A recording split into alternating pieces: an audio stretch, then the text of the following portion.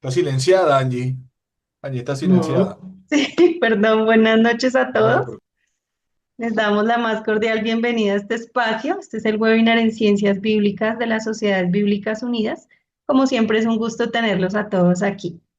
Y antes de iniciar este hermoso tiempo, quiero que pongamos todo en las manos de Dios, así que les invito a que me acompañen en una pequeña oración.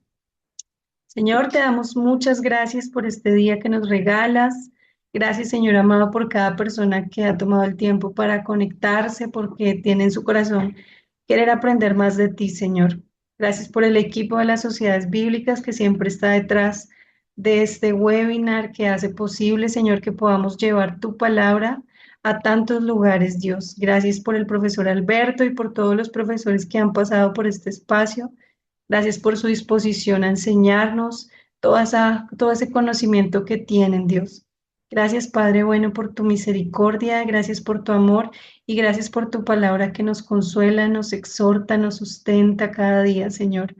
Te bendecimos y te amamos profundamente en el nombre de Jesús. Amén.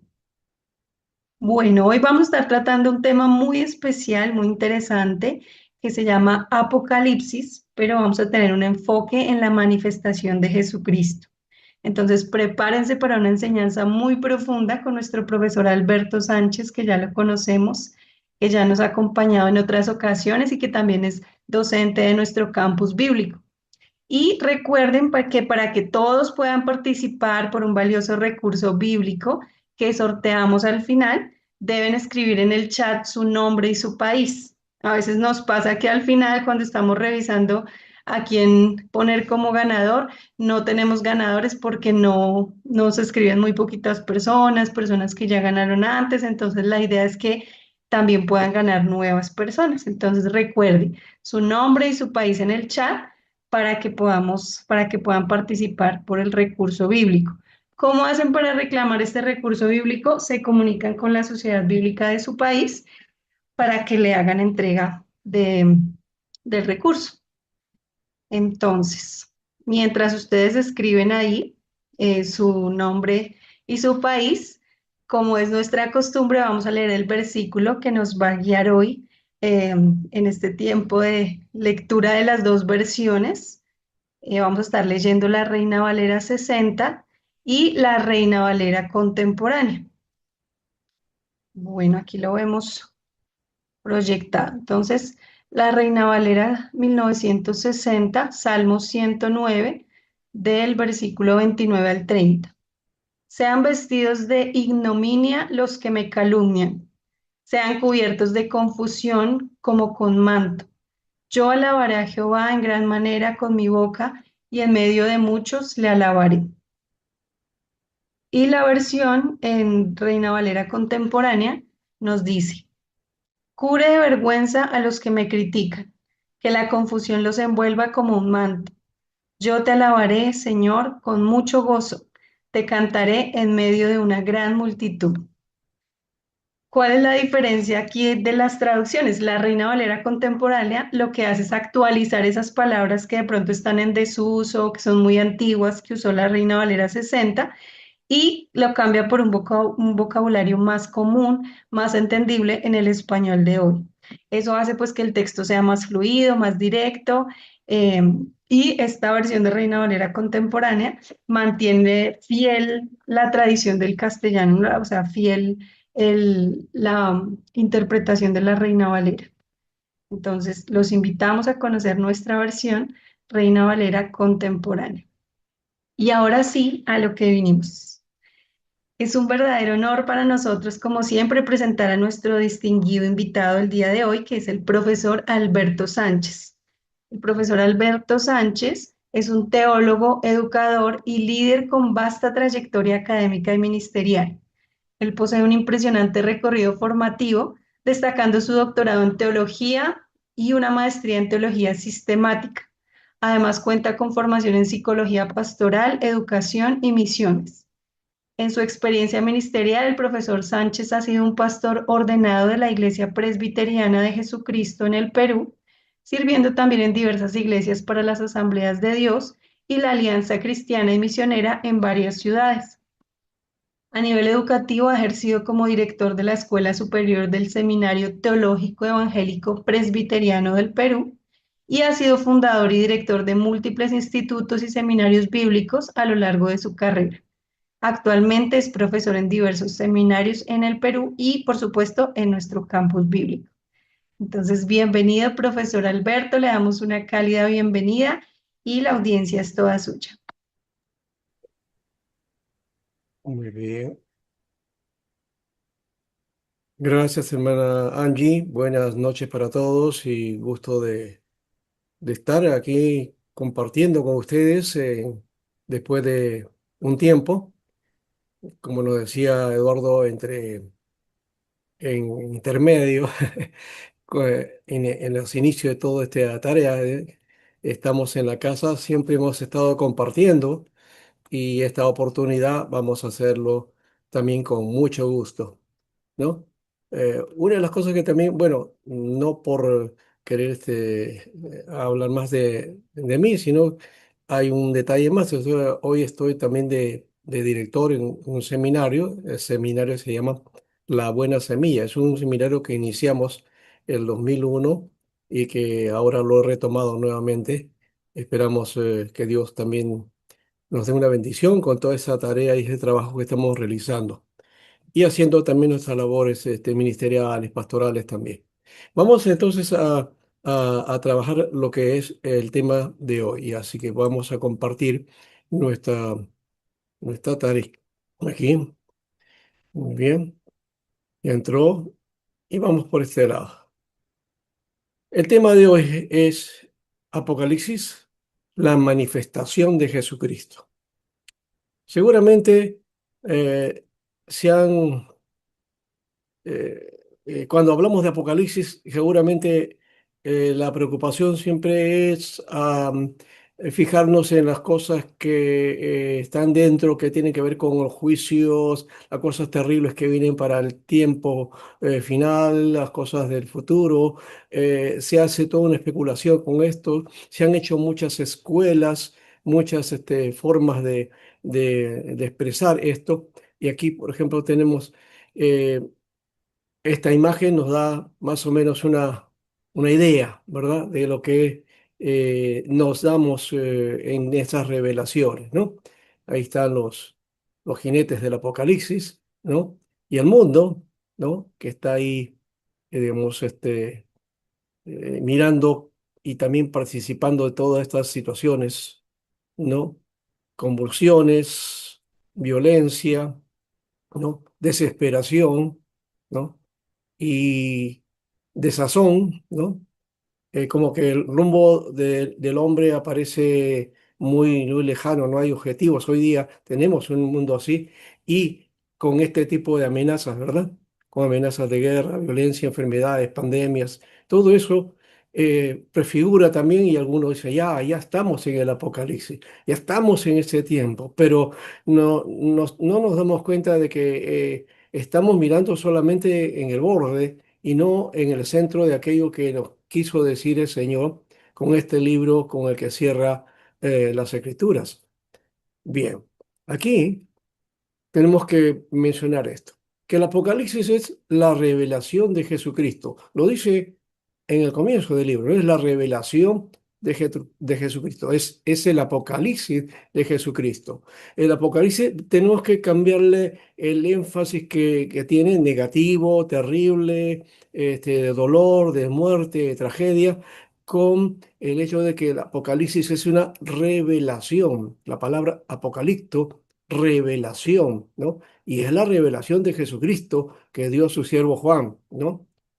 Eh, entonces, su mensaje es que Cristo es el Señor, ¿no? En medio de una situación de convulsión, ¿no? Del primer siglo, un tiempo difícil también, cada tiempo, cada momento en la vida de los hombres, de las naciones, tiene sus puntos de crisis, ¿verdad?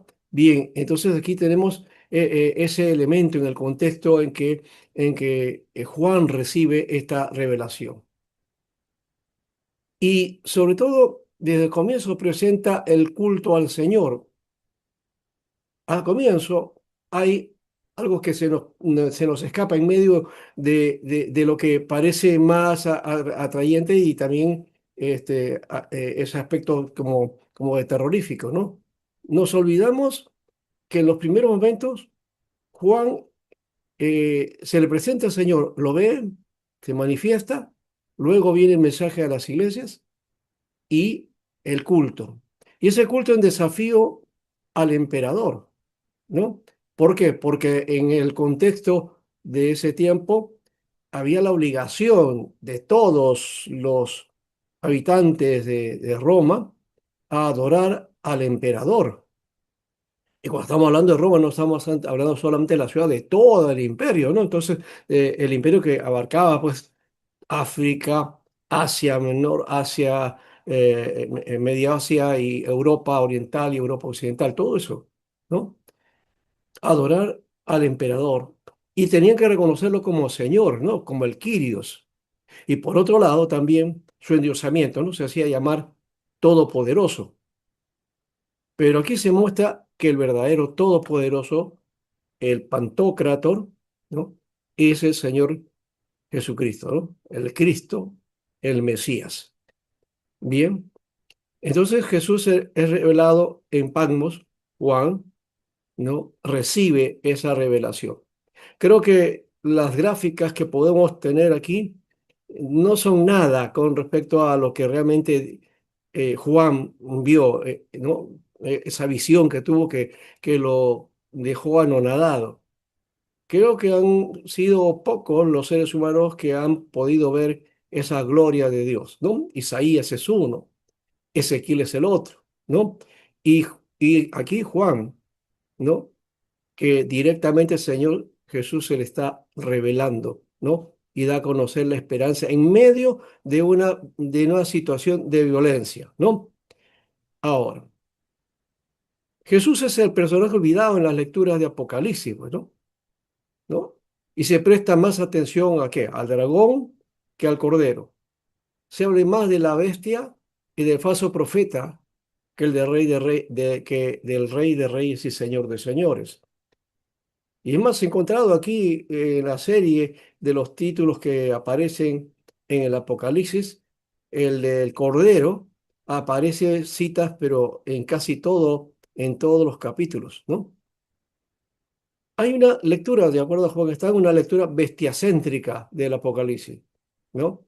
Y una lectura bestiacéntrica del Apocalipsis no podrá edificar nuestra fe ni alimentar nuestra esperanza, como era el propósito de este libro para sus lectores. El libro nos da esperanza y da esperanza especialmente a qué? A la iglesia de Asia Menor, ¿no? Toda esa zona que estaba pasando por un momento de persecución, ¿no? Así que más que un libro del fin del mundo, es un libro sobre aquel que es el principio y el fin de todo. Y presenta una serie de retratos de Cristo. Miremos estos. El alfa y el omega, el principio y el fin, que enfatiza su eternidad, ¿no? Ahí están esos versículos de Apocalipsis, ¿no? Que nos muestran este aspecto. El otro título, el Pantocrator, ¿no? El Todopoderoso, ¿no? Que resalta su poder divino, ¿no? La divinidad. Aquello que el emperador se había robado porque se arrogaba que era divino, que venía de Dios, pues aquí en este caso se presenta también, y en la revelación presenta a Jesús con el que tiene y resalta ese poder divino. Entonces, Él es el amén del fiel y verdadero, ¿no? Del Apocalipsis 1:8. También aquí está, he visto esto, el Cordero de Dios aparece la mención más que en cualquier otros títulos que encontramos aquí, ¿no? Aquí resalta su papel sacrificial y su conexión con la creación, ¿no? Desde el capítulo 5, ¿no? Pasando por el 6, 7, luego también el 12, el 13, el 14, el 15, 17, 19, 21 hasta el 22. Encontramos entonces esa referencia al Cordero, pero no es una referencia así tangencial, es una referencia central, ¿no? Es el centro, ¿no? Él es el que tiene, ¿no es cierto?, el protagonismo principal en este libro. Por otro lado, el Rey de Reyes y Señor de Señores, su autoridad soberana sobre todos los poderes mundiales. No es la idea de un Dios que está ahí sentado en un trono y como que cansado y mirando al mundo a la deriva, ¿no? Y diciendo, pobrecito este mundo que he creado, ¿no? Como que a veces uno piensa de esa manera, ¿no? Como va el mundo, parece que Dios estuviera en otra parte, pero Dios es el que tiene la autoridad, Él es el soberano, Rey de reyes y Señor de señores, ¿no? Él es el fiel y verdadero testigo, ¿no? Que da testimonio de la verdad. Por otro lado, es el primero y el postrero. Esa es la misma referencia a el alfa y la omega, ¿no? Que subraya entonces que Él es eterno. Y aquí solamente quiero hacer un detalle, acá aparece el alfa y omega dentro de la versión, porque Apocalipsis fue hecho en griego, pero el contexto de Juan, él era del mundo judío, del mundo hebreo, ¿verdad? Y por supuesto él estaba más emparentado con su lengua, ¿no? El arameo y el hebreo. Entonces, cuando habla del alfa y omega, está hablando de que él es el Aleph y el Tat, de acuerdo al alefato hebreo, ¿no? ¿No? Entonces, es la referencia ahí sobre la eternidad. Bueno, hay unos elementos importantes aquí con este aspecto de las letras hebreas dentro de la mística judía, ¿no? Les da un carácter especial y que esas letras inclusive estuvieron a la presencia de Dios. Hay un Midrash que cuenta esa historia, ¿no? Entonces, por eso yo creo que de alguna manera esto es a esa referencia, ¿no? De esas, la primera letra del hebreo y la última, ¿no? El león de la tribu de Judá, por otro lado, ¿no? Él es el prometido de la tribu de Judá, ¿no? Ese león, el hijo de David, ¿no? El descendiente de David, del linaje de David. De hecho, que él cumple esa promesa y cumple muy bien, porque él vino en el nombre del Señor para hablar a la casa de David y tomar ese trono. Por otro lado, también vemos aquí que el tema entonces central es el señorío de Cristo y todo el libro está subordinado a él. Y para interpretar bien, entonces necesitamos nuestra mente sujeta a la cautividad a Cristo, como dice 2 Corintios 10:5, y también una imaginación rigurosa y disciplinada para no ver nada sino a Jesucristo. De paso, hay que leer el libro entendiendo que hay muchos símbolos, ¿no? Muchas figuras. Y hay que hacer uso de mucha imaginación también, pero desde el aspecto de resaltar a Jesucristo, porque el libro nos demanda eso. Por un lado, del primer capítulo, ahí encontramos a Cristo, ¿no? Como en la visión, ¿no es cierto? Un himno a Cristo y hay una visión de él. Luego su voz y mensaje a las comunidades de Asia Menor. Y en el capítulo 5 el anciano lo muestra como un león, pero Juan lo ve como un cordero, único y digno de abrir los sellos. En el 11:15 vemos el victorioso Señor de señores y en el 19:11 el invencible guerrero montado en un caballo blanco. Y finalmente en el 21:1-9 vemos al esposo de la nueva Israel, ¿no? En medio de la revelación entonces de Jesús, que se interrumpe para las visiones para transmitirle 7 cartas aquí, ¿no? Se interrumpe esa revelación porque la revelación va a continuar. Es Jesucristo que vamos a ver en todo este libro. Pero aquí entonces ahí va Acápite y Jesús entonces le transmite a Juan 7 cartas que tiene que escribir, 7 mensajes, ¿no? que da el Señor a las iglesias, ¿no? Y son congregaciones específicas, ¿no? Eso muestra el corazón del Señor por su iglesia, el cuidado por ella. Hay advertencias, está el consuelo pastoral, ¿no? Todo eso nos trata de transmitir Juan, ¿no? Y nos hace entender entonces el mensaje de este libro en las circunstancias que está la iglesia de Asia Menor, las iglesias que necesitaban tener entonces esta esperanza del Señor. Aquí está este mapa antiguo y vemos entonces el lado de Asia Menor, ¿no? Asia Menor y por este lado, el lado que va hacia el mar Egeo, y aquí está otro mapa que nos puede servir aquí, ¿no? Y encontramos las 7 iglesias, las 7 ciudades, ¿no?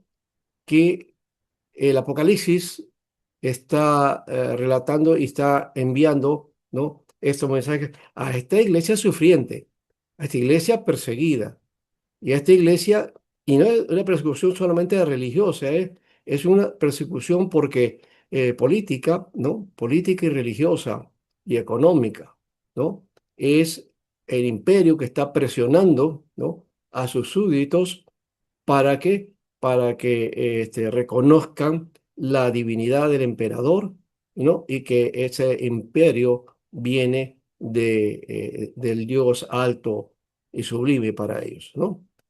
El Dios. Aquí tenemos, por ejemplo, la iglesia de Éfeso y el mensaje que le da: tengo contra ti que has dejado tu primer amor, ¿no? Eso es al final, digamos, aquello que Dios ha visto en Éfeso. Le dice las bondades también, las virtudes que tiene, pero aquí hay una advertencia muy importante. Después viene, aquí está, ¿no? Éfeso, ese es el templo de Artemisa, ¿no? La Diana que nosotros conocemos en la Biblia, así aparece en nuestra Biblia como Diana, ¿no?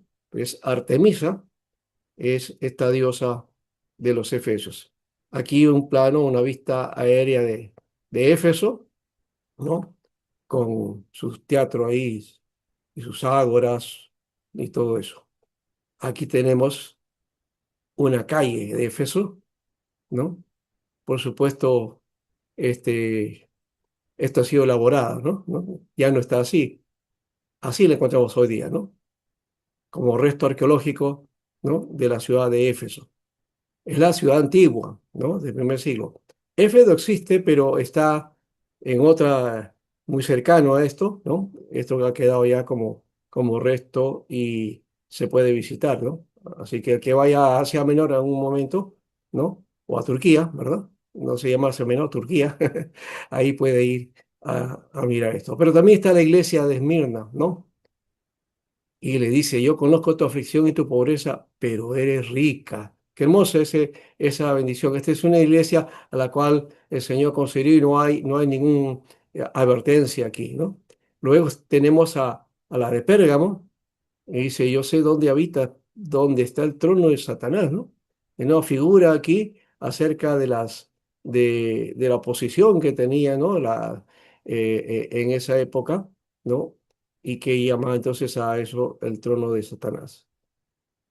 La iglesia de Tiatira, ¿no? Una iglesia que estaba contemporizando, dice: tú toleras a esa mujer Jezabel, que se dice ser profetisa, ¿no? El uso de las profecías así de una manera muy liviana o de repente aceptando, ¿no? Este tipo de cosas que no vienen ni provienen de la palabra de Dios, ¿no? Una cosa que ahí hay que pensar y analizar. Por otro lado, tenemos a la iglesia de Sardis, ¿ya? Y que se ufanaba de tener obras y que era muy activo en el Señor y que estaba comprometida, pero le dice: yo conozco tus obras y tienes nombre de que vives, ¿no? Pero estás muerta, le dice. Tremendo el mensaje, ¿no?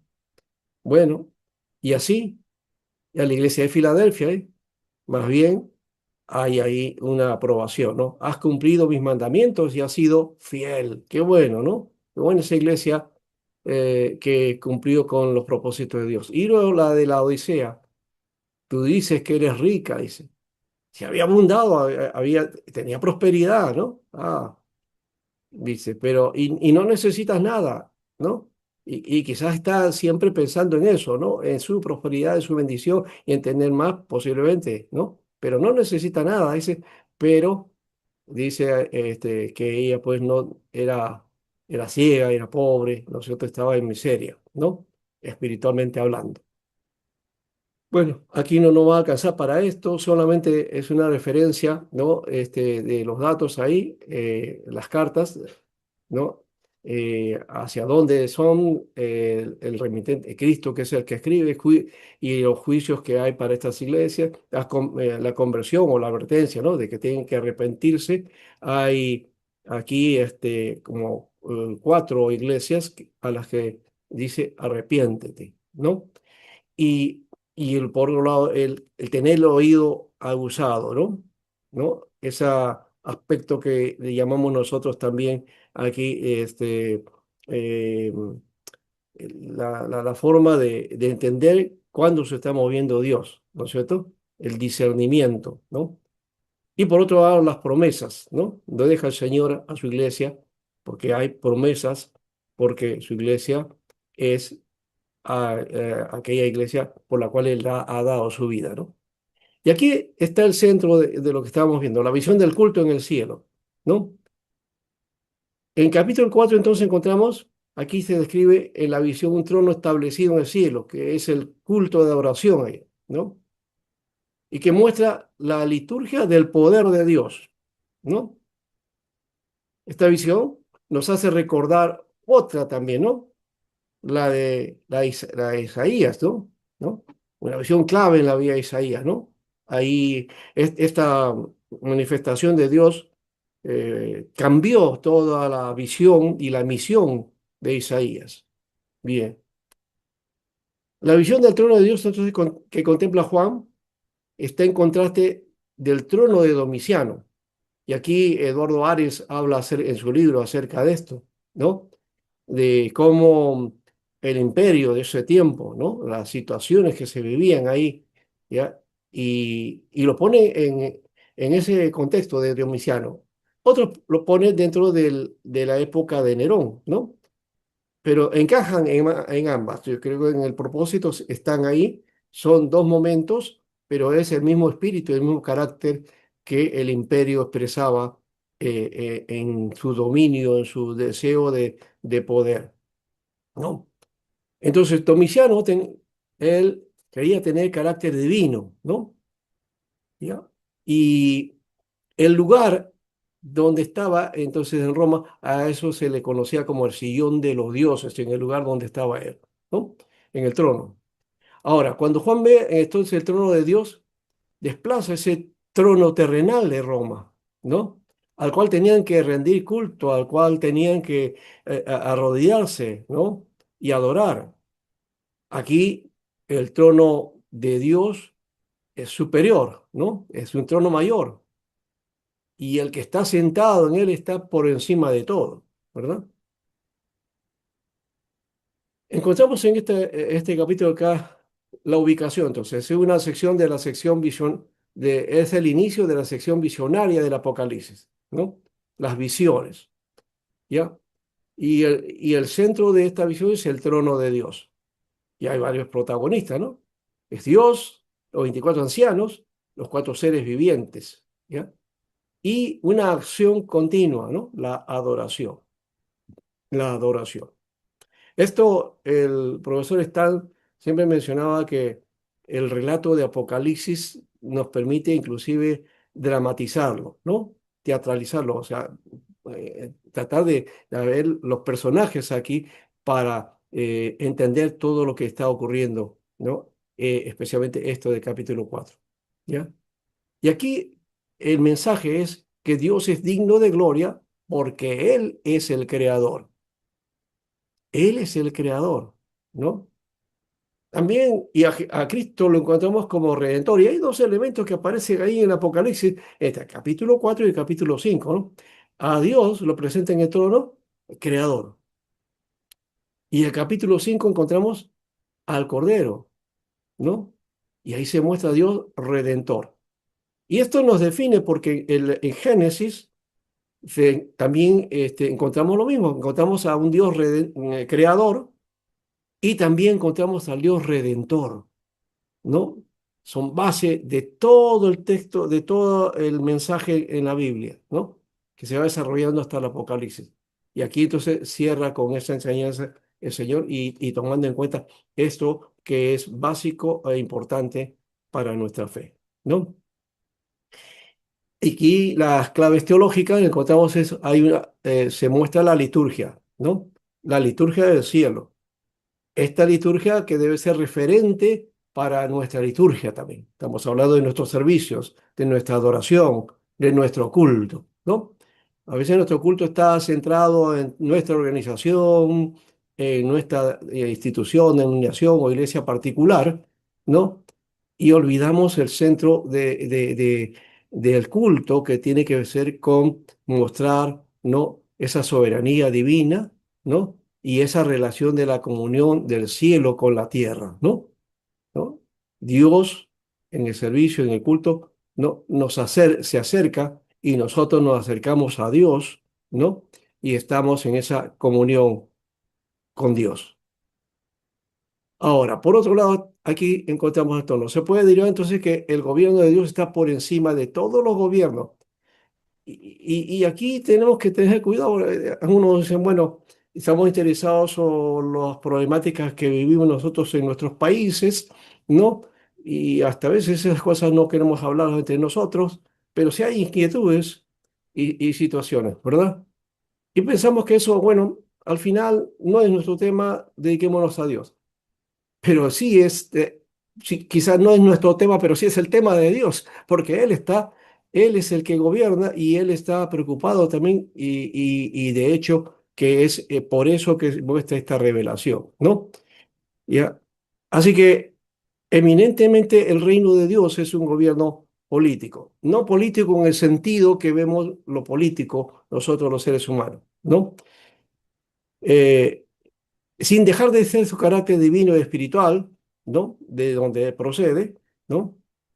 Y ante el ataque y la persecución, Dios da la visión de seguridad, porque hemos dicho, ese ataque, esa persecución, no era solamente de nivel religioso, sino también había elementos políticos. Tenían que reconocer al emperador como el Kyrios, como el Señor, y la iglesia tenía su propio Señor. Entonces, Jesús vendría a ser, digamos, la oposición y los cristianos serían los subversivos, ¿no? Los que se oponían entonces a las reglas y a las normas del imperio.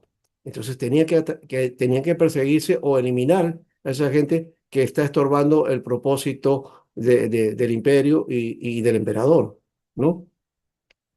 Pero Dios les da la seguridad porque Él está presente en su trono.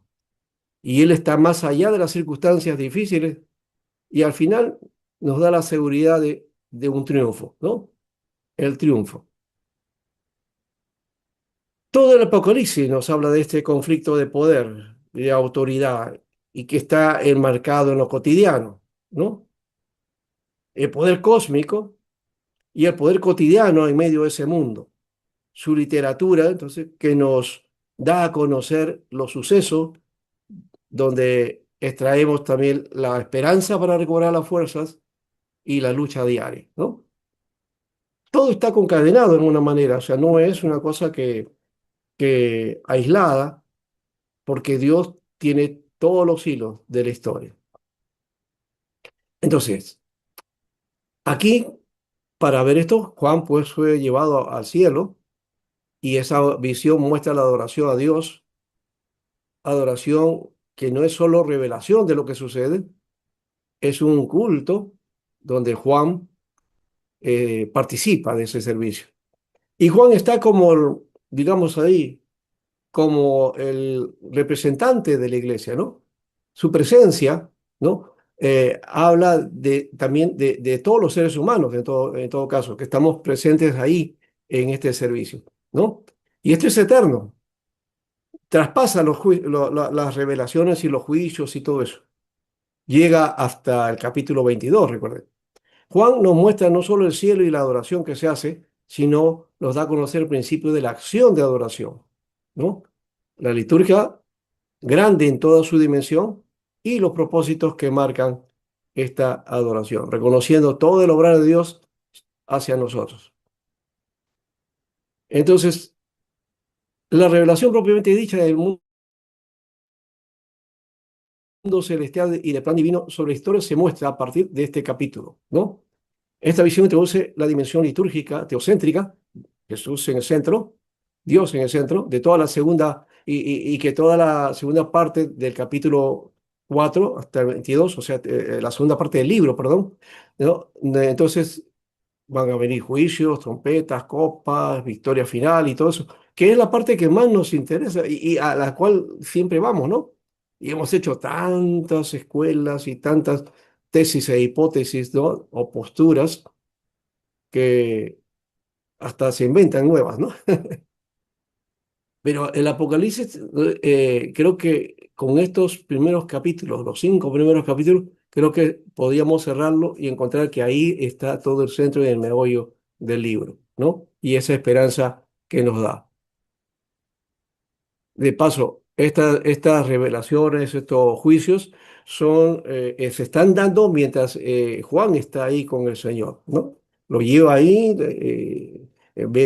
se va a ver a los ángeles o los caballos que llegan, él ve las cosas terribles que llegan, pero siempre vuelve otra vez y encontramos a los 24 ancianos, ¿no? A los seres vivientes y la adoración al Señor. Siempre vemos eso en medio de esos juicios, ¿no?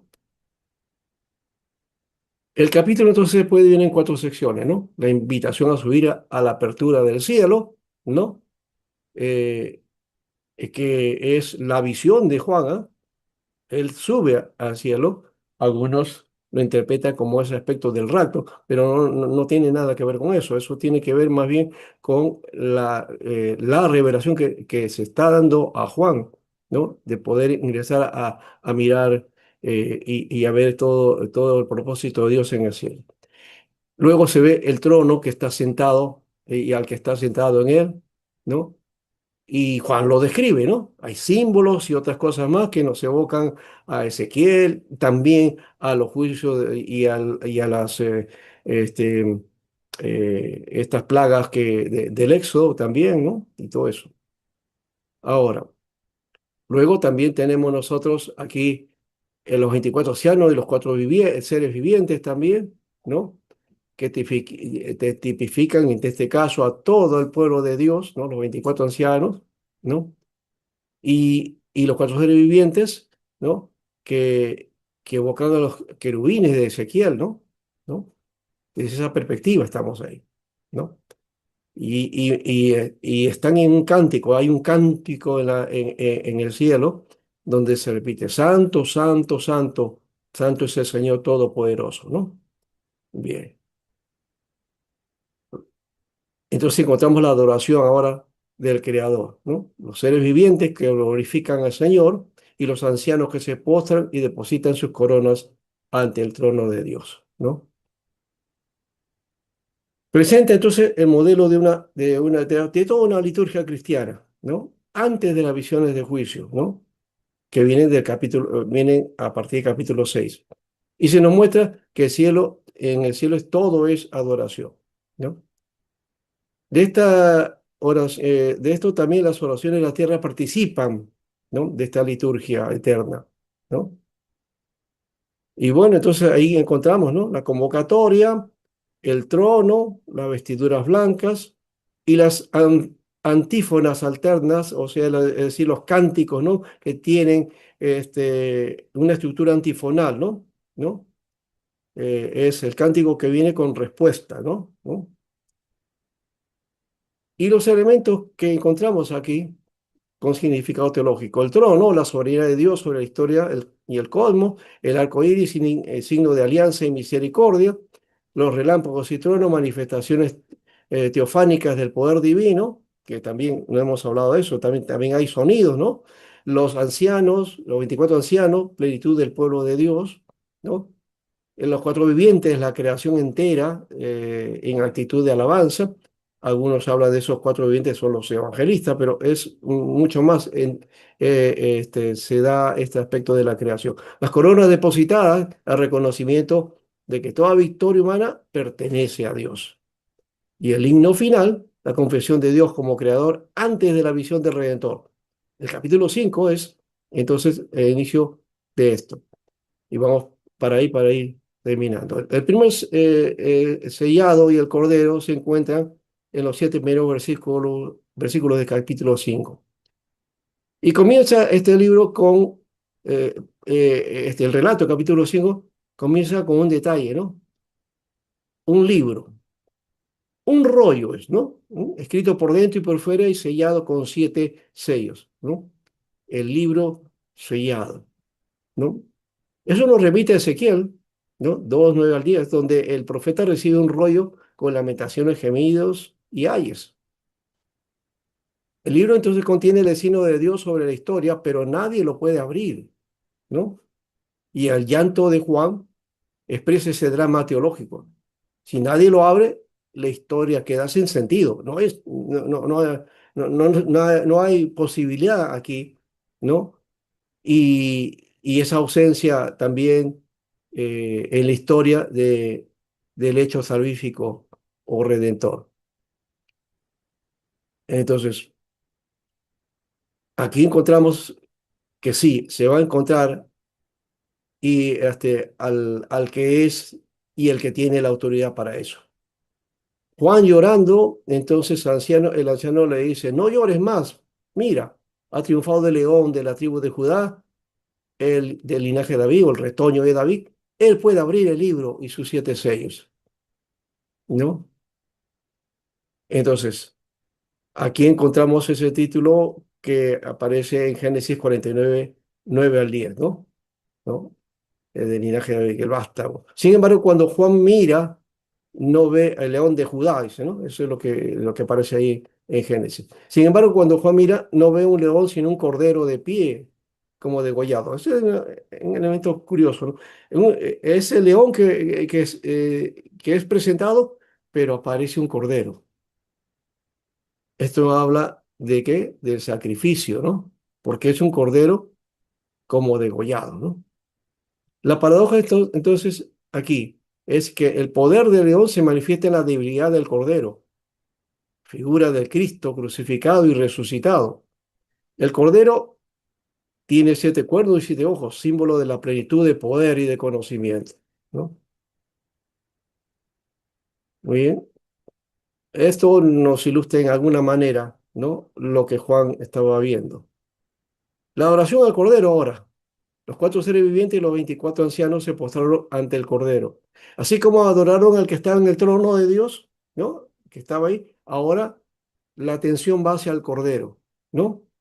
Y cada uno tiene un arpa, ¿no? Que es instrumento de alabanza y copas de oro llenas de incienso, las oraciones, ¿no? De los santos. Un símbolo claro de la intercesión y la oración litúrgica. Y entonan un cántico nuevo, ¿no? Oda, un odikainé, un cántico nuevo. Una expresión veterotestamentaria del Antiguo Testamento que está asociada a la redención y a la victoria divina, ¿no? Bien, el himno de los versículos 9 y 10, que es una cristología, ¿no? Litúrgica, ¿no?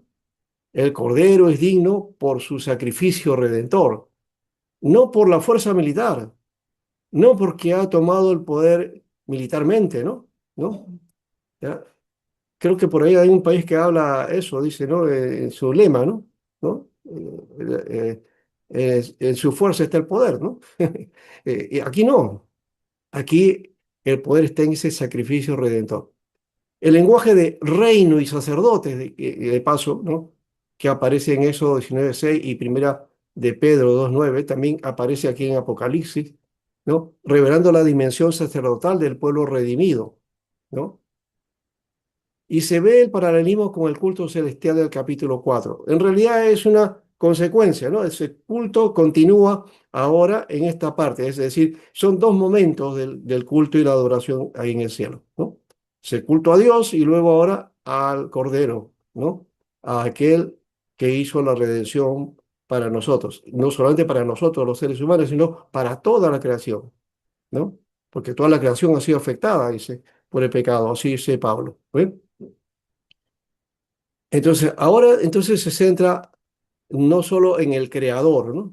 Sino en el redentor. Y ahí está la temática que les mencioné, ¿no? ¿No? Creador, la adoración a él, y ahora al redentor.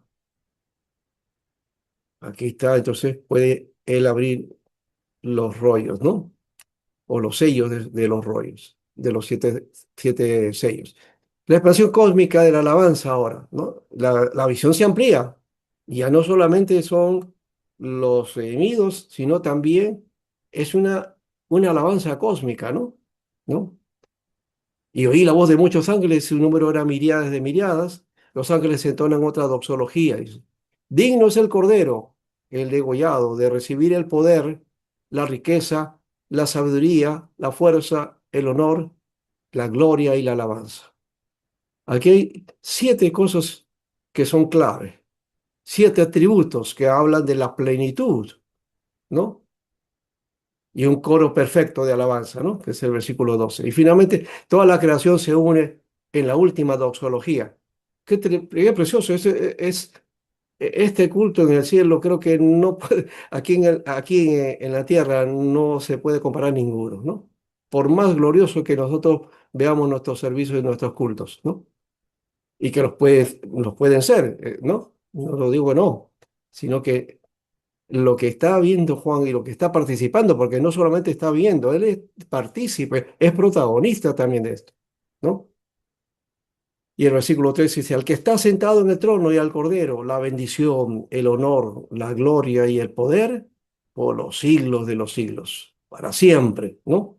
La adoración ya no distingue entonces entre Dios y el Cordero ahora. Ambos comparten el mismo trono y la misma gloria, ¿no? Se unifican. Y teológicamente, esta es una de las afirmaciones más fuertes de la divinidad de Cristo, ¿no? Aquí creo que tenemos una base para hablar acerca de esto y darlo a conocer y hablarlo, ¿no? Ahora, la interpretación teológica global. El capítulo 4, junto con el 5, constituye una gran liturgia celestial que estructura todo el Apocalipsis. El capítulo 4 celebra a Dios Creador, el capítulo 5 a Cristo Redentor, ¿no? El Cordero degollado pero victorioso, ¿no? Ambos forman la base de la teología del Apocalipsis. Así que luego toda historia humana con sus juicios, guerras y salvaciones se comprenden desde la adoración del Creador y del Redentor, ¿no? ¿Esto qué quiere decir? Que la liturgia, la adoración celestial interpreta la historia. Está ligada a la historia, o sea, no es ajena. Y aquí creo que hay que corregir nuestra actitud, ¿no? En nuestras iglesias, porque cuando vamos a la iglesia como que nos elevamos ahí ante Dios y estamos en un momento espiritual y luego salimos fuera, o sea, dejamos la realidad, ¿no? De nuestro mundo y cuando venimos de afuera ya nos olvidamos de aquello que hemos hecho, nuestro acto espiritual fue cumplido, pero está desligado de nuestra realidad y de nuestros problemas o situaciones. Acá no, acá se muestra, ¿no? Y están en conjunto, uno y otro. Entonces hay unidad del culto celestial aquí, presenta una liturgia trinitaria, el Padre que es adorado como Creador, el Hijo como Redentor y el Espíritu que aparece simbólicamente en los 7 espíritus de Dios. La liturgia terrestre participa de la celestial, ¿no? Esto es una visión litúrgica del universo, ¿no? Y la iglesia, cuando celebra, se une a esta adoración eterna. Entonces también vamos hacia ahí. Cristología del Cordero, el título Cordero degollado o Cordero sacrificado, ¿no? Pero de pie, ¿no? Concentra la paradoja pascual, la muerte, resurrección y sacrificio, victoria, ¿no? Y la dimensión universal, la redención abarca toda tribu, lengua, pueblo y nación, ¿no? Y esto anticipa la visión escatológica, ¿no? Es decir, toda tribu, toda lengua, todo pueblo y nación están también alabando al Señor, ¿no? Es todo el universo. Y la aplicación espiritual y eclesial para la iglesia, esto invita a la liturgia terrena como participación en el culto eterno, ¿no? Y cada Eucaristía, acción de gracias, cada momento ante la mesa del Señor es una ventana abierta al cielo, ¿no?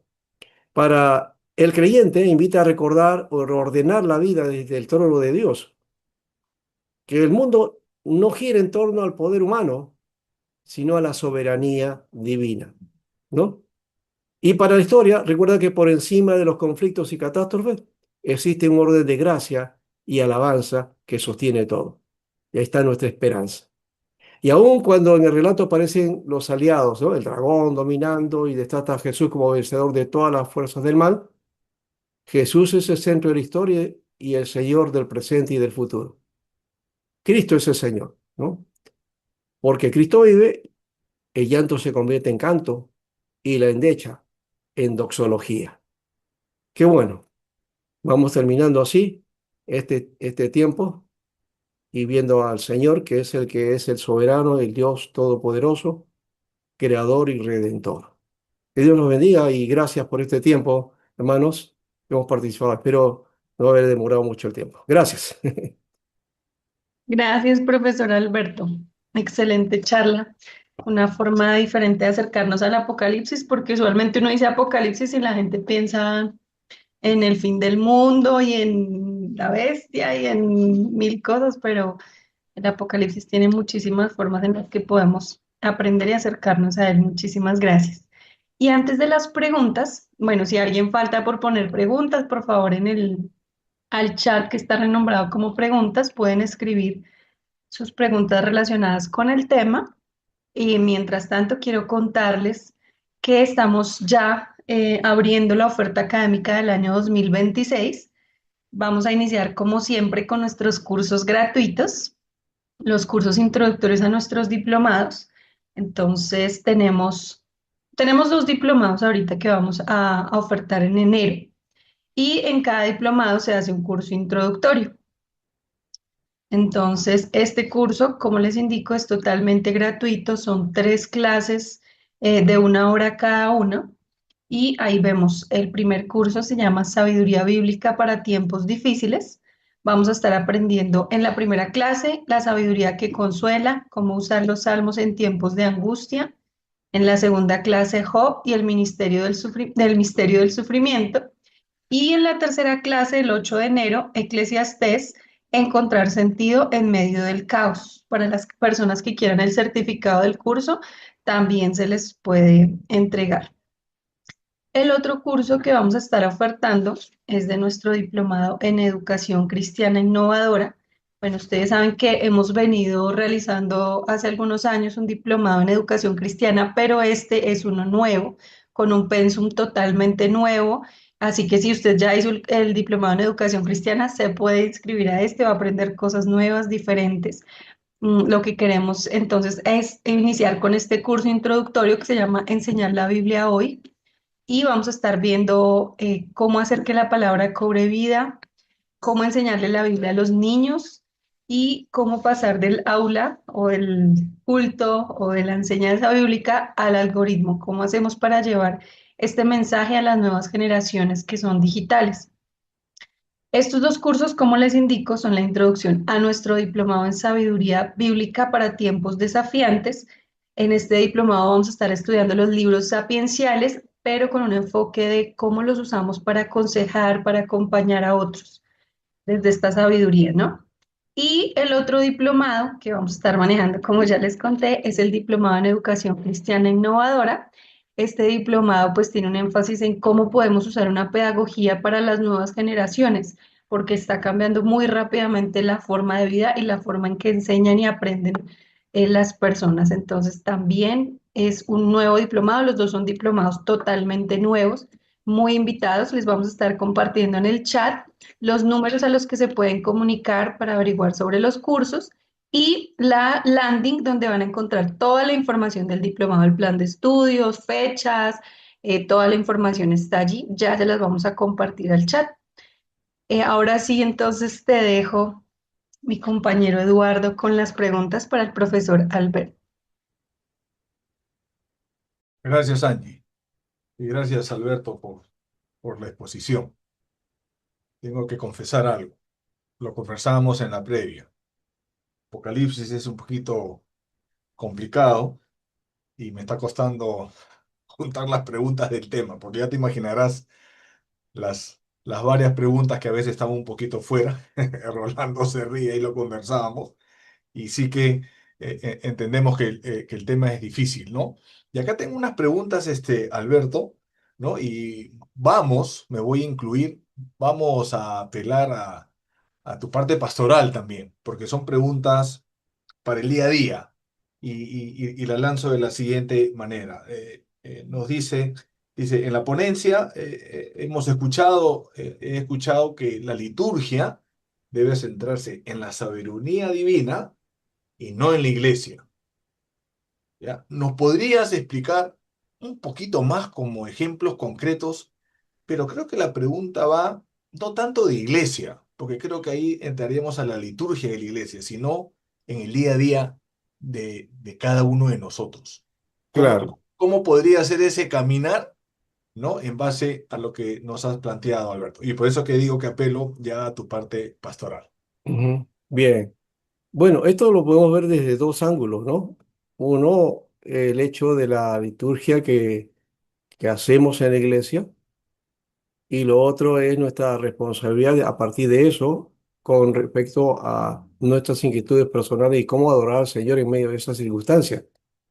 Pero decía también esto de que la iglesia como que está olvidando este elemento y de hecho a veces solamente nos centramos en lo que hacemos como organización, como iglesia local, ¿no? Es decir, nuestro culto ahí, pero hay una característica que en esto me salgo un poquito, en que las iglesias como que tendemos a hacer nuestra, digamos, nuestra vida cristiana, nuestro servicio cristiano, ¿no? Centrado en el templo, ¿no? En lo que hacemos en el templo. Entonces somos templocéntricos, ¿no? Eclesiocéntricos, cuando necesitamos ser teocéntricos. El Apocalipsis nos habla acerca de eso, ¿no? Dios como centro de todo. Y la iglesia, claro, ahí está, pero la iglesia para adorar al Señor, para contemplar y encontrarnos con Él, ¿no? Ese es nuestro lugar. Nunca la iglesia puede tener la centralidad, ¿no? Ahí hay que diferenciar. Y así entonces, teniendo esa centralidad en Dios, Dios que tiene la preocupación por el mundo, también nos va a instruir a nosotros para tener esa sensibilidad hacia las necesidades y las situaciones que vivimos en el día a día, ¿no? En los conflictos que tenemos, en poder ayudar a nuestra propia comunidad de fe, pero también a esa comunidad no está lejana de la comunidad grande. Necesitamos también ahí empapar del Evangelio, ¿no? No solamente llevando, haciendo, digamos, un contacto, dándole el mensaje de palabra o haciendo aire libre, sino de una manera mucho más, más vívida, ¿no? Más concreta, ¿no? Haciendo que el mensaje llegue a todos y pueda ser también un mensaje de transformación a nuestra comunidad, ¿no? Y para adorar al Señor finalmente, ¿no? Ok, ok, Alberto, ahí un poquito aterrizando el tema. Acá viene una pregunta y me voy a incluir ahí porque también quiero atenderte a la respuesta. Nos has explicado el tema de lo que es liturgia, ¿no? Y el tema de cánticos, ¿no? El tema de Ujú. himnos. Entonces, la pregunta va por acá, ¿no? A veces cuando decimos liturgia, asociamos rápidamente la iglesia local, y cuando hablamos de himnos y de cánticos es lo que también hago en mi iglesia local, vamos a llamarlo. Pero la pregunta es, ¿cómo estos himnos, cómo estos cánticos, cómo estas expresiones que hemos visto en estos dos capítulos del Apocalipsis puede ayudarme a construir esta identidad del Cordero? Y reafirmo la pregunta de la siguiente manera. ¿Es solamente cantar? ¿Es solamente ir a la liturgia? ¿O hay otras expresiones en las cuales yo pueda hacer una construcción del día a día de esta identidad del Cordero degollado de pie, como ahí lo mencionaste en uno de los versículos? Bien, creo que la iglesia sí es llamada a reconocer y adorar al Señor en aquello que Él ha hecho por nosotros. Y también en su naturaleza, de hecho, como Él se revela. Y por eso cantamos, ¿no? el canto no es solamente, digamos, el elemento que nos puede llevar un poco a la reflexión, como a veces pensamos. Yo recuerdo que así se practicaba en alguna iglesia y decía, bien hermano, vamos a cantar al Señor para que nos prepare para el tiempo del mensaje. Y aquí no vemos eso, es al revés, estamos viendo el mensaje ahí mismo, mirando todo aquello que está ocurriendo y comienzan a prorrumpir en cantos y alabanzas y en himnos para Dios, ¿no? Entonces, el estar con el Señor produce esto, ¿no? Y por otro lado, o sea, ya hablando acerca de lo que hacemos nosotros, ¿no? Cantando y alabando, Lutero decía que una manera, y Calvino también, una manera de, este, de introducirnos a conocer al Señor es también cantar a Dios, cantarle, porque en ello está la enseñanza también. El canto nos enseña, nos instruye. Y acá estos cantos están instruyendo, están reconociendo, ¿no? El valor del obrar de Dios y de su Cordero. Y eso implica que también así debería ser nuestro cántico, pero también estos debe operar esa alabanza a Dios también, esa actitud, ese espíritu. No debemos dejarlo solamente en el culto en la iglesia, ¿no? No, tenemos que volver a nuestra vida cotidiana, pero también ahí está el tiempo también para alabar a Dios. Porque el Apocalipsis nos muestra eso. En medio de la alabanza aparecen las visiones y también los juicios. No se termina el culto, no termina el servicio, no termina en el capítulo 5, ¿eh? En la revelación aparentemente parece que termina ahí, no, pero uno va a darse cuenta que vienen los juicios y aparecen de nuevo los 24 ancianos, los seres vivientes y todos los que estaban ahí en culto. O sea, sigue y siguen alabando al Señor y siguen adorando al Señor y siguen cantando al Señor. Hasta el final se muestra eso. Entonces, esa constante de la realidad, de estar adorando al Señor, pero mirando también la situación y cómo vivimos nuestra situación y las crisis. En medio de eso también está el hecho de reconocer y vivir, ¿no? Entendiendo que Él es el que tiene la victoria en medio de todas las situaciones y vicisitudes que tenemos, ¿no? ¿Ya? A ver, Alberto, tomo la última palabra porque la pregunta que viene va por ahí, ¿no? El tema de la victoria. Y acá nos hacen una pregunta bien terrena, ¿ya? Aquí en Latam, en Latinoamérica, vivimos opresión, mentira, corrupción. Nosotros que somos peruanos ya tenemos 4 presidentes adentro, una política o una realidad totalmente desgastada. Y la pregunta va de la siguiente manera: ¿cómo tomar Apocalipsis 4:5 como esperanza mesiánica en una realidad que parece que a la bestia la tengo triunfante y es el enemigo que va a ganar? ¿Cómo podríamos ver esa esperanza de una vez más lo repito, de este cordero degollado de pie? ¿Qué nos podrías decir ahí, Alberto?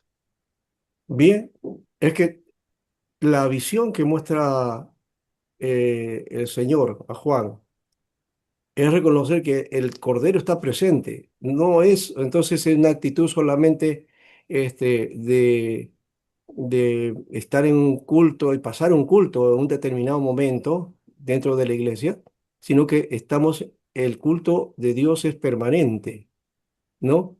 Y en medio de nuestras aflicciones, ahí está el Señor. Parece que el triunfo no se nota o que lo que hizo el Señor como que no hay nada, ¿ya?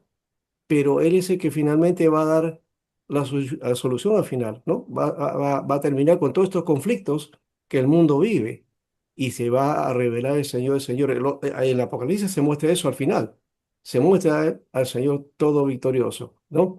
Y entonces viene por los suyos, por su pueblo, y para todos aquellos que han reconocido, ¿no? Al Dios creador y al Dios redentor, ¿no? Entonces creo que esa es la base de este elemento. Quiero robarte un poquito esto, Eduardo, Pero, porque aquí alguien mencionó algo y hizo una pregunta que me interesó, ¿no?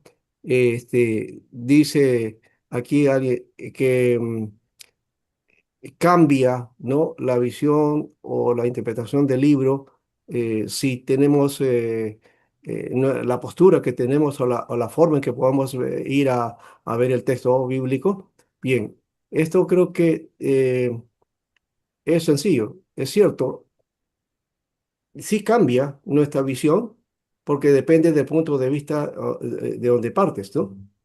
Y a veces hay una visión espiritualista o también depende de la escuela o la postura teológica que cada uno tiene. Aquí he tratado de mostrar no a a una posición, digamos, a una posición doctrinal, sino he tratado de meter dentro del texto, dentro de lo que el texto me revela, de lo que está ahí en el texto. Eso creo que es el elemento que debemos tomar para luego entonces ir y aplicarlo a nuestra realidad, ¿no?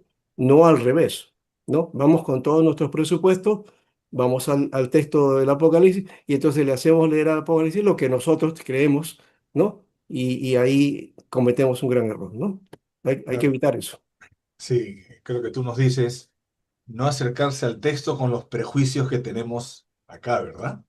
Que a Sí, veces esos temas denominacionales, doctrinales, a veces nos impiden poder ver lo que tú nos has presentado el día de hoy, ¿no? Ver a este Cordero de Dios de pie y degollado. Con esto termino, Alberto, y a ver, te queremos robar una pregunta ya de profesor, ¿no? Porque entendiendo que Apocalipsis es un poquito, a veces, difícil de entender, porque creo que tú lo acabas de decir, nos acercamos de una manera muy denominacional, vamos a llamarlo así. Y la pregunta que nos hacen, y con esta termino, ¿no? Nos han mostrado algunas figuras, sellos, y ha citado a Isaías, a Ezequiel. La pregunta es, necesito seguro estudiar un poquito esas figuras que están en Daniel, Isaías, Ezequiel, y a veces en los Salmos, para poder entender un poquito más Apocalipsis y especialmente 4 y 5. La pregunta va, ¿tendría que hacer una lectura previa de algunos textos para poder enriquecerme más y entender más Apocalipsis 4 y 5? ¿Qué nos podrías decir ahí? Ahí te robo la pregunta del ya. profesor. Ya, bueno, ocurre que en los seminarios también cuando se estudia Apocalipsis, se estudia Daniel o se Ya, estudia Ezequiel, ¿no es cierto? claro, Todos estos libros que en alguna manera están relacionados, ¿no? Aparentemente, o los relacionamos, pero aquí viene el porqué de esa relación, que no siempre se dice o no o de repente no lo sabemos, pero lo alineamos sin querer queriendo, o para afirmar algunas posturas nuestras, ¿no? Ese es el problema. Más bien, el Apocalipsis corresponde a una forma de literatura que se desarrolló en la historia de Israel, del pueblo hebreo, ¿no? En la época del Segundo Templo, lo que se conoce el judaísmo del Segundo Templo, ¿no? En la época que nosotros llamamos de testamento. intertestamentaria y mal llamada época de silencio, ¿no? Que no hay silencio ahí. Ya, entonces, aquí encontramos ese elemento, ¿no? De la literatura apocalíptica, que es muy abundante en el mundo judío, ¿no? Daniel pertenece a ese tipo de literatura, Ezequiel también, ¿no es cierto? Y los textos que hemos mencionado también, otros autores del Antiguo Testamento. Y hay ciertos elementos apocalípticos en varios libros, en los Evangelios, por ejemplo, hay ciertas secciones donde se encuentran también mensajes de literatura apocalíptica, ¿no? Que tienen las características ya, del Apocalipsis, pero que viene una cosa, la apocalíptica judía ¿ya? Que es de reivindicación y básicamente también tiene que ver con políticos y hacer, buscar la liberación, ¿no es cierto? ¿Ya? Y es, es de corte pesimista, ¿no? En cambio, el carácter que muestra aquí esta literatura, la característica apocalíptica del Apocalipsis, nos da aquí más bien una actitud positiva, ¿no? Y una actitud de esperanza. Ay, sí, todo puede estar nublado, puede estar en tiniebla, pero ahí viene la luz. La luz se va a hacer nuevamente. Creo que con esto encuentro. ¿Se acuerdan que en Génesis no dice así? Dijo Dios sea la luz y fue la luz. Bueno, en medio de esas tinieblas en que aparece el mundo, pues la luz comienza a iluminar. Y la luz, ya el Señor dijo, sea la luz. Es Jesucristo la luz, ¿no? Él que va a iluminar el mundo y que va a dar entonces finalmente la ruta final y también, digamos, el sello final a la historia de este mundo, ¿no? Bueno, Alberto, solamente agradecerte y termino con lo siguiente que acabas de decir. Le escuché a un biblista decir que en esos 400 años del silencio es donde más se escribe y en donde más E- se habla. Exacto, exacto, Y ¿no? creo que habrá un momento para, para Exacto. dialogar de Y, eso y y ahí entender. creo que está, sí, yo tengo otro tema ahí, ahí de repente lo podemos compartir. Sí, sí, sí, ¿Ya? tomamos nota. Ya, este hecho, y yo le enseño mucho acerca de esto, es, se dice que hay época de silencio porque ya no más escritura y porque ya el Espíritu Santo no está operando. Pero ¿saben qué? En medio de eso, como la literatura aparece más bien, ¿no? Aquello que se había dado en los años anteriores se va a compilar y es Dios el que está guiando también. Su Espíritu está obrando ahí y se va formando también la Israel del primer siglo porque de la cautividad llegaron y no había nada, ni templo, ni ciudad, todo era una calamidad. Tuvieron que reconstruir todo y se construyó institución, ¿no? El rabinismo, los escribas, la gran Sanedrín, ¿no es cierto? Las sinagogas, ¿no? Un nuevo templo, ¿no? Y la Torá, ¿no? Y todo el proceso, ¿no? De la escritura, todo eso encontramos ahí como proceso en realidad de mucho por hacer. Sí, Dios estaba hablando así, Dios estaba hablando ahí. Sí.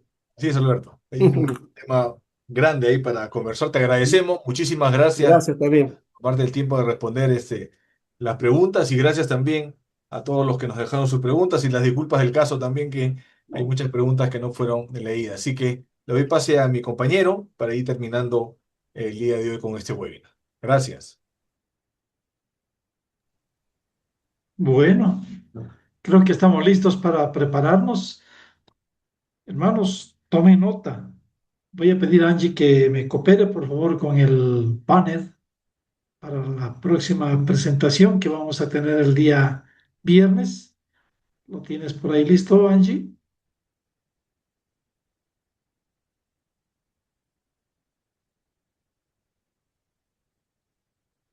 Este, bueno, vamos a aprovechar esta promoción. Qué interesante, gracias. Bueno, hermanos, esta es una Biblia de estudio. La verdad es que ustedes siempre gozan, los hermanos quieren tener una Biblia de estudio, quieren tener la oportunidad de, bueno, tener alguna herramienta interesante. Y con esta herramienta exegética que tenemos en nuestra mano, publicada por las Sociedades Bíblicas Unidas, es versión Reina Valera. Hermanos, vamos a encontrar algo muy interesante. Y esta es la característica de esta Biblia. Más de 20.000 notas de estudio explicativas. Otro de los detalles que ayuda a un estudioso de la Biblia son las tablas intercaladas, hermanos. Y bueno, la guía sinóptica de los evangelios y que nos van a permitir, hermanos, trabajar. Y los esquemas con información de los dos Nuevos Testamentos. Entonces, hermano, quiero animarle a que te acerques a la Casa de la Biblia y digas, hemos visto una Biblia de estudio, versión Reina Valera 60, por favor, enséñanos un poquito. Estos recursos de investigación histórica, literal y social que tiene esta Biblia va a cooperar mucho en nuestro trabajo como pastores, como siervos y como proponerla a las escrituras. Entonces les invito a conocerla, a meditarla y a aplicar lo que tiene este texto en nuestras vidas. Bueno, gracias Angie por este texto.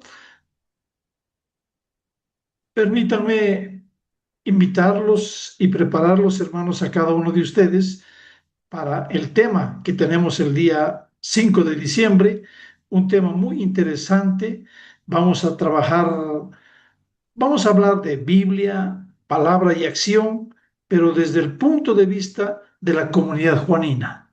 Va a estar con nosotros el profesor Abraham Márquez desde México, quien nos va a estar compartiendo este gran desafío de Biblia, palabra y acción en la comunidad juanina. Entonces, les animo a que ustedes vayan preparando su tiempito, sus planes y, bueno, estar listos el día viernes para poder continuar con el tema que tenemos preparado para este viernes. Permítanme compartir también, hermanos, con ustedes los nombres de los bendecidos, vamos a decir así, los bendecidos para ganar el recurso bíblico y que deben ir ustedes a su país, a la sociedad bíblica, a reclamar. Escuche bien, por ahí su nombre va a ser cantado en este momento. Ecuador, Eugenia Cisneros. Bolivia, Juan G. Sosa Delgado. México, Araceli Mata. Guatemala, José Jiménez. Colombia, Ibama Calderón. República Dominicana, Maritza Vicioso. Entonces, son los nombres de las personas que han sido elegidas para tener este recurso bíblico en esta webinar, hermanos. Queremos agradecerles por su bendición, la oportunidad que nos permiten de bendecirlos y bendecirnos juntos con cada una de las actividades que tenemos. Quiero invitarlos a que terminemos con una palabra de oración y que sea el mismo Señor quien nos fortalezca y nos ayude en cada una de las cosas que vamos a realizar este fin de semana y lo que va a venir. Les invito a que oremos porque si, a ver, vamos a ver si estaría abierto mi micrófono.